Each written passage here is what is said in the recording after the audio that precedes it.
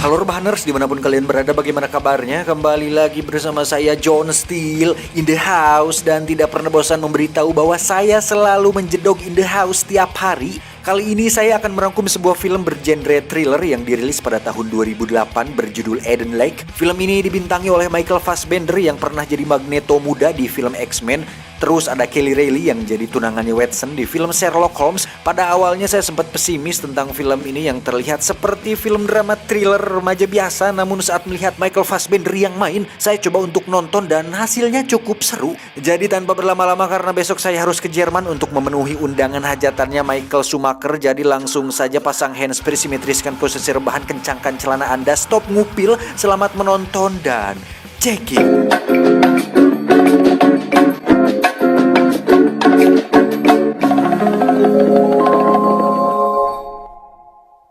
Kaboom! Can you see me? Yes, I can. Can you see me? Yes, I can. Diawali dengan memperlihatkan seorang wanita bernama Jenny, ini orangnya, yang mana dia bekerja sebagai seorang pengasuh di sebuah tempat penitipan anak. Saat pulang, Jenny pun dijemput oleh kekasihnya bernama Steve, di mana mereka berencana untuk liburan ke sebuah danau di desa terpencil yang jaraknya lumayan jauh.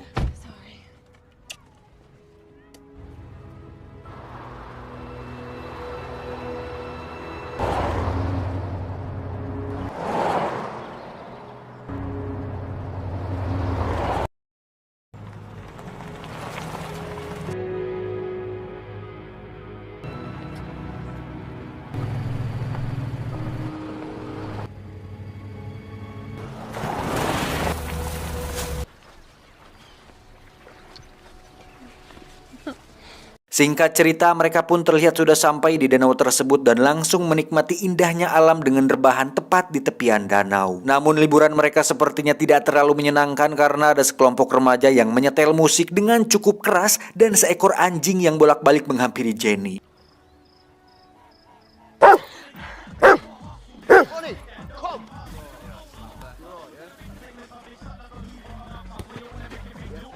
Steve pun memutuskan untuk menegur mereka, namun para remaja tersebut malah berkata-kata kasar dengan gaya soknya hingga akhirnya mereka pergi meninggalkan tempat tersebut. I'm not gonna be bullied away by a bunch of 12-year-olds. Yeah, do you want my autograph?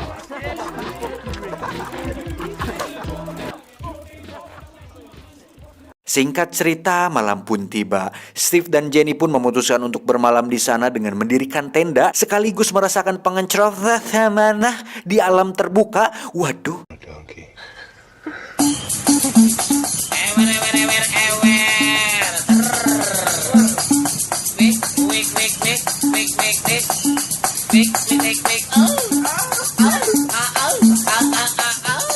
Esok paginya mereka pun mandi junub bersama di air danau yang dingin. Hingga saat mereka akan pulang, Steve pun dikejutkan dengan hilangnya kunci mobil yang ternyata sudah diambil oleh anak-anak bandel itu dan membawa mobilnya kabur entah kemana.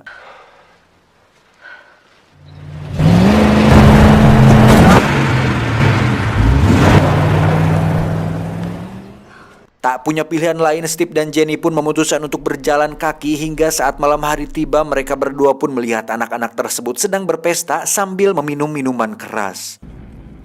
Listen, I don't care what you're up to here. Where's my fucking car? I've got no idea, mate. Dengan cepat Steve pun menghampiri mereka dan meminta mobilnya dikembalikan. Namun anak-anak kurang ajar tersebut malah mengacungkan sebilah pisau yang membuat mereka terlibat perkelahian. Saat si anjing akan ikut menyerang, Steve pun tak sengaja melukai anjing tersebut dengan pisau yang telah direbutnya, yang ternyata anjing tersebut adalah milik dari si ketua kelompok pemuda itu yang bernama Brett. Ini orangnya. Naas si anjing harus tewas, di mana Steve meminta maaf atas ketidaksengajaan tersebut. Namun Brett yang sudah kepalang emosi memutuskan untuk melakukan hal yang buruk kepada Steve dan Jenny. Dengan cepat Steve dan Jenny pun naik ke mobil dan meninggalkan tempat tersebut. Namun anak-anak itu ternyata pantang menyerah, di mana mereka melempari batu yang membuat Steve kehilangan konsentrasi dan harus terjebak di akar pohon.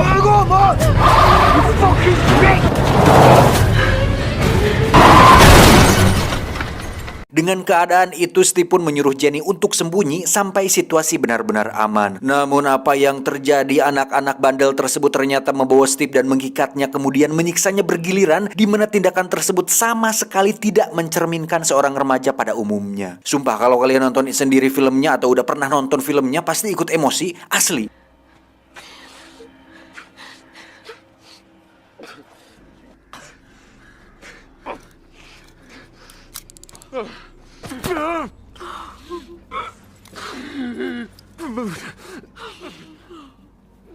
Melihat hal itu, Jenny pun menghubungi 911 di mana ponselnya ternyata terkoneksi dengan ponsel milik Steve yang dipegang oleh si Brad, di mana akhirnya Jenny ketahuan dan dikejar oleh mereka semua.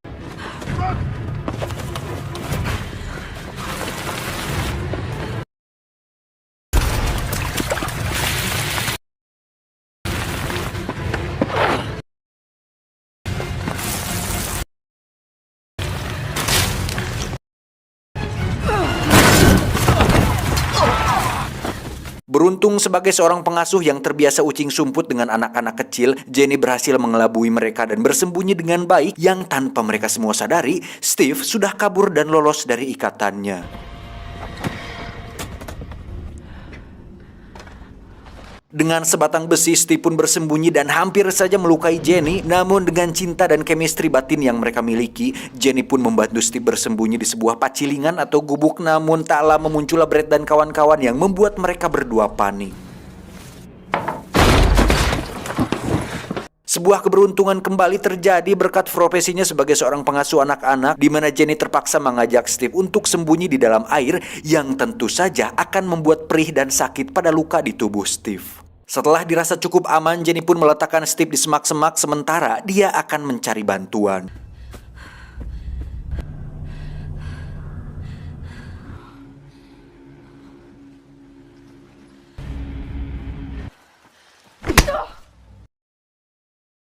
Namun lagi-lagi Brad dan kawan-kawan pun berhasil menemukan Jenny, di mana kali ini mereka bertindak lebih sadis dengan mengikat mereka berdua lalu menyiramnya dengan bensin dan bermaksud untuk membakar mereka berdua hidup-hidup. Anjing, makin parah.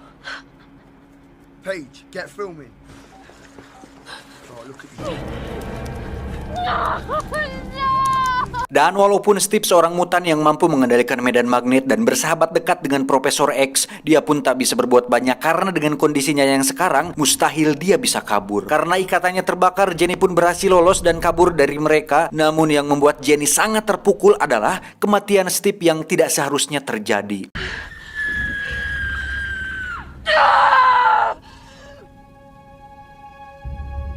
Jenny kemudian bersembunyi di dalam tempat sampah hutan yang sangat bau hingga Brad dan satu kawannya tidak mencurigai hal itu sama sekali. Saat keluar, Jenny akhirnya menerima sebuah fakta bahwa walaupun mereka semua masih di bawah umur, tapi tindakannya sudah benar-benar di luar batas dan kini tak ada lagi rasa kasihan kepada mereka. Tak lama muncullah salah satu dari komplotan Brad yang sebenarnya bocah tersebut seorang penakut yang tidak ingin terlibat dalam ide buruk ini. Namun karena Jenny sempat melihat dia ikut menyiksa Steve, Jenny pun menusuk lehernya menggunakan sebuah pecahan kaca yang membuat bocah itu tewas saat itu juga.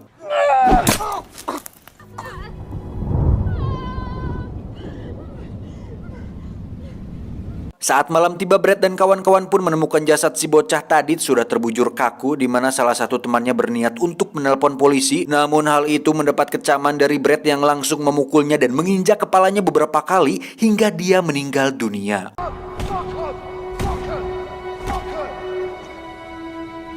Sementara itu, Jenny akhirnya sampai di jalan raya dan menemukan seorang pengendara lokal yang ternyata adalah sepupu dari si Brad. Alright, just get in the car.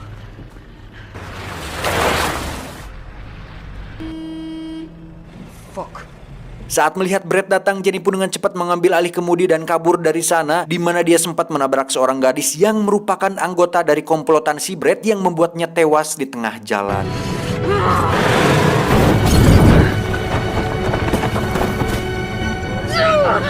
Dirasa sudah lolos, Jenny pun mengalami kecelakaan saat ada sebuah mobil yang tak sengaja menabraknya hingga membuat Jenny harus masuk ke kawasan rumah dan menabrak mobil yang terparkir di sana.